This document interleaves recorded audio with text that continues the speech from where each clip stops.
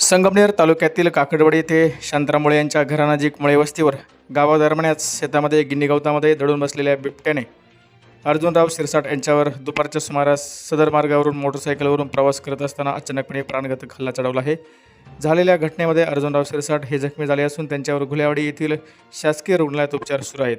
सध्या त्यांची प्रकृती व्यवस्थित आहे, मात्र ते बालंबाल सदर घटनेतून बचावले आहे. काकडवाडी हद्दीतील घटनास्थळी संगमनेर वन विभागाने तात्काळ पिंजरा लावून बिबट्यास जेरबंद करावी अशी मागणी रयत शेतकरी संघटनेचे संगमनेर तालुका अध्यक्ष तथा पत्रकार दत्तात्रय घोलप व काकडवाडी ग्रामस्थांकडून करण्यात आली आहे.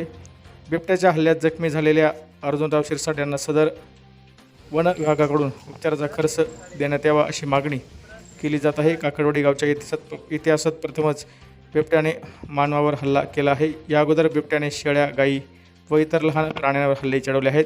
त्यामुळे आता परिसरातील नागरिकांमध्ये घबराटीचं वातावरण निर्माण झालं आहे. नागरिकांनी सावधगिरी बाळगावी, तसेच विशेषतः चारा कापणी करत असताना महिलांनी देखील विशेषतः काळजी घ्यावी.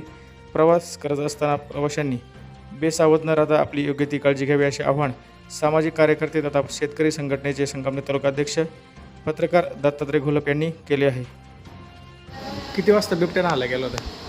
सकाळी 1 वाजता कंप्लीट. कुठं झाली ही घटना? मी मुळे वस्तीकडे जात असताना रोडनं जात असताना नरभक्ष एका गिनी गवतामध्ये दबादब राहिलेला होता. त्यानं माझ्या गाडीवर अटॅक केला आणि अटॅक केल्यानंतर तिथं लोक होते, पब्लिक होती, त्याने आरडओरड केला. तो दुसऱ्या शेतात निघून गेला. म्हणजे मोकळं राहणे आमच्याकडे बागायती नाही काही, पण एक छोटं गिनी गवत होतं त्याच्यात लपलेलं होतं. त्याच्यानंतर मी लगेच तात्काळ आमदार अमोलभाऊ खताळ यांच्याशी संपर्क साधला. तिने लगेच वन विभागाचे जे अधिकारी त्यांच्यासंग संपर्क करून लगेच त्याचं नरभक्ष पकडण्यासाठी संरक्षण पाठवलं.